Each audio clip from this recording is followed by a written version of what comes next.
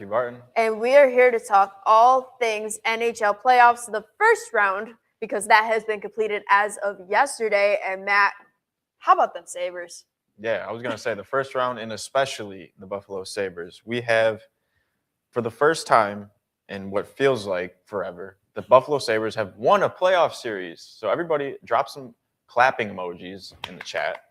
But yeah, we finally got it done after 6 games. How are you feeling? I feel fantastic. I mean, I remember when I was in elementary school and the Sabres were on their highs of highs. I remember Yep. I was in kindergarten during like the 06 season. I know that makes me feel very old. And I was 10 years old the last time they were in the playoffs, but they did not win that series, unfortunately. But it does feel good to be able to say we beat Boston, of all Yes. teams. As a Buffalonian, we are not fans of Boston sports as much as we love the city, but Yeah, and what's interesting when I was watching Game 6, I have a friend who I thought was a Boston fan. He had a Boston Bruins pop socket, a Boston Bruins phone case. Then he pulls up with a signed Owen Power jersey, telling stories about how he went to Game 1 and Game 5. So yes, Buffalo has taken over, and I wanted to point out a goals by period stat. I don't know if did you see this stat at all? talk to me. So the first period of the whole series, Sabres outscored Bruins 7-1. Second period, Bruins outscored the Sabres 6-1. And then in third period, Sabres outscored the Bruins 12-4. So it was all over the place. Yes. But the Sabres started and ended hot, which I think matters the most. Yeah, absolutely. And let's talk about some of the players that definitely Yes. made an impact. The very first one, obviously, is going to be Alex Tuch, the love of my life. He is your current points leader in the postseason for the Sabres with 7 points in this series alone.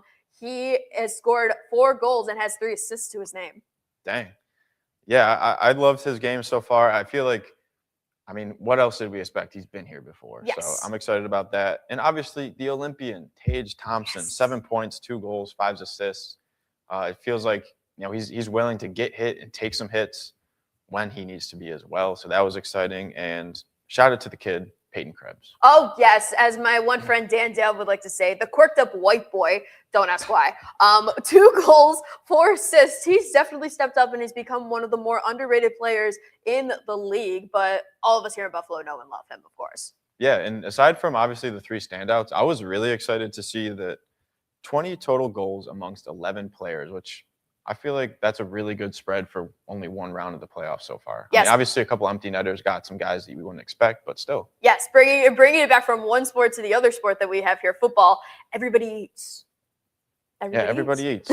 And I wanted to talk to you about goaltending a little bit because obviously Alex Lyon has been killing it. He's basically the second best goaltender in the Stanley Cup playoffs aside from the Hurricanes goaltender. Yes. I think the main question is does he start the second series for us? I wouldn't be surprised. However, he has played back-to-back games. But obviously, we had this rest, especially because the Canadiens and Lightning, which we'll be talking about later, did go to a Game 7. So we had that extra day of rest, and we don't play until this Wednesday night. So I wouldn't be surprised because of that rest. However, UPL is still technically the number 1 goalie. Yeah.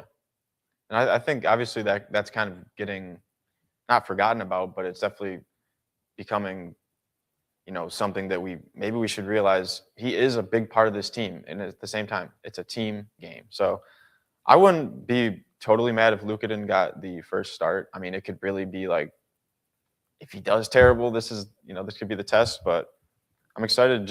I think goaltending came a long way just for the Sabres, so I'm excited for that. Yeah, absolutely. Now let's move on to all of the other games that happened in round 1. Let's stick with the East, and let's go to the game that determined who we will be playing against this Wednesday night, the Lightning versus the Canadiens.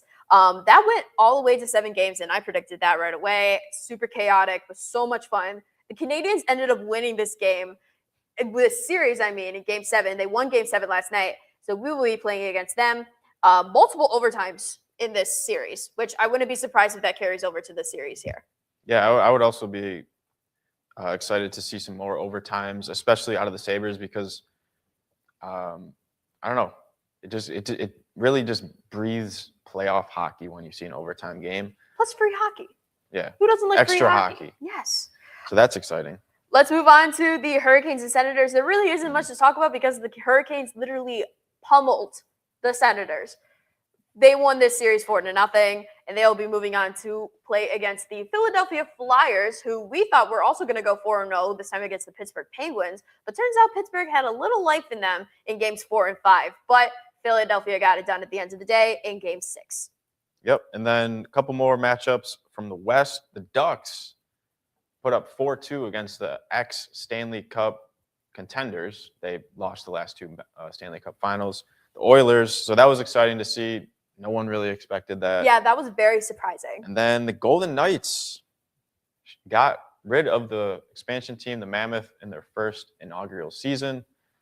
And then the Wild pummeled the Stars. Yes, the Wild and the Stars was a very fun matchup at least for me in the West. Like, that was the most hyped up matchup. It's like death, taxes, and a Stars and Wild matchup in the West. Yeah. And then the Avalanche and the Kings. The Avalanche are your President's Cup trophy winners. They pummeled the Kings 4-0, just like the Hurricanes did. So while all that is set, let's give our predictions of what's going to happen in round 2. Let's stick with the West. The Avalanche and the Wild. What do you think, Matt? Yeah, so before I had written some stuff down before the Avalanche won 9-6 last night, which is mind-blowing. But I said the Wild are wild. It's in the name. This is going to be an unexpected series, 4-3 Avs. Okay. I was going to say the Wild in 7. Okay. I think it has to do with just the amount of Olympians that were there too, so there's all that experience. Let's move on then to the other Western Conference matchup, the Golden Knights and the Ducks. I have the Anaheim Ducks pulling off the upset and winning in 6. I also have the Anaheim Ducks winning in game 7. Okay. Let's go on then to the Hurricanes and the Flyers. I have the Carolina Hurricanes getting it done, but not by 4 like they did last time. I think the Flyers are going to win 1, so the Hurricanes are going to win this series in 5. I also have the Flyers losing 4-1. Okay. And let's move on to our matchup, the Buffalo Sabres and the Montreal Canadiens. I think the Sabres are going to win this in 7. Yeah, I think the Sabres are going to win this in 6, and I think that we're going to see an opposite of the Bruins game. I think we're going to do a little bit better at home this series because, the Canadiens, they show out. I also think we got, all those jitters out of the way. I remember seeing an interview from Lindy Ruff saying that game 5, it felt like that there was just some, first-time jitters of trying to get it done, but obviously that anxiety got in the way.